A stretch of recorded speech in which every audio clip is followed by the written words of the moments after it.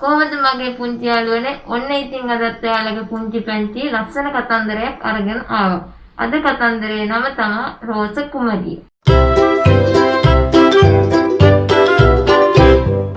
එක්තරා ඈත අතීතයක බලවත් රාජධානියක් තිබුණා. මේ රාජධානිය පිහිටලා තිබුණේ ගොඩාක් ලස්සන ප්‍රදේශයක. ඉතින් මේ රාජධානියේ රජතුමාට ලස්සන දූ කුමාරිකාවක් හිටියා. මේ කුමාරිය ගොඩාක් ආසයි රෝස පාටට. එයාට තිබුණු හැම දෙයක්ම තිබුණේ රෝස පාටේ. රජතුමා කුමාරිකාවට රෝස මල් පිරුණු රෝස වත්තකුත් තෑගි කළා. ඉතින් මේ කුමාරිකාව රෝස පාටට තිබුණු කැමැත්ත නිසා එයා රෝස කුමරිය නමින් ප්‍රසිද්ධ වුණා.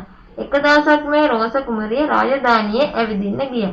කුමරිය ගොඩාක් කරුණාවන්තයි. ගුණ යහපත් නිසා රාජධානියේ මිනිස්සු එයාට ගොඩාක් ආදරේ. මේ රාජධානියේ ඉන්න නපුරු මායාකාරිය. මේ මායාකාරිය කුමාරිගේ ලස්සනට ගොඩාක් ඊර්ෂ්‍යා කරා. ඉතින් කුමරිය ඔහොම ඇවිදගෙන යනකොට ලස්සන විලක් හම්බුණා. කුමාරිකාව ඒ විලේ ලස්සන බල ඉන්නකොට මේ නපුරු මායාකාරිය කුමරිය ළඟට ගියා. මායාකාරියට කුමරිය පෙවුනේ දිව්‍යාංගනාවක් වගේ. ඉතින් මායාකාරියගේ තවත් තරහ වැඩි වුණා. මායාකාරිය රෝස කුමරිය හංසයෙක් බවට පත් කළා. රෝස කුමරිය දැන් හංසයෙක්.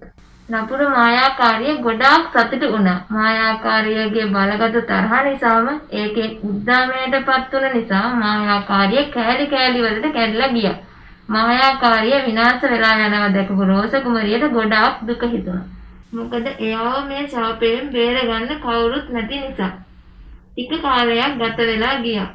එක දවසක් මායාකාර සුරගෙන ඔය විල අසලින් යනකොට දැක්ක ලස්සන හංසෙක් ගොඩාක් දුකින් ඉන්නවා. ඉතින් සුරගෙන මේ ගැන හොයලා බැලුවා. එයා දැනගත්තා මේ ඉන්නේ මේ රටේ රජතුමාගේ දූ කුමරිය කියලා. ඉතින් සුරගෙන නපුරු මායාකාරියගේ වන්දනේ රෝස කුමරිය බේරගත්තා.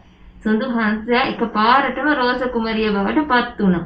රෝස කුමරියට ගොඩාක් සතුටුයි. රෝස කුමරිය සුරංගනට ස්තුති කරන්නත් අමතක කරේ නැහැ. සුරංගන රෝස කුමරියට කීවා කුමරිය ගාව තියෙන හොඳ ගතිගුණ හැමදාම පවත්වාගෙන යන්න කියලා. ඉතින් රෝස කුමරිය හැමදාම සතුටින් හිටියා.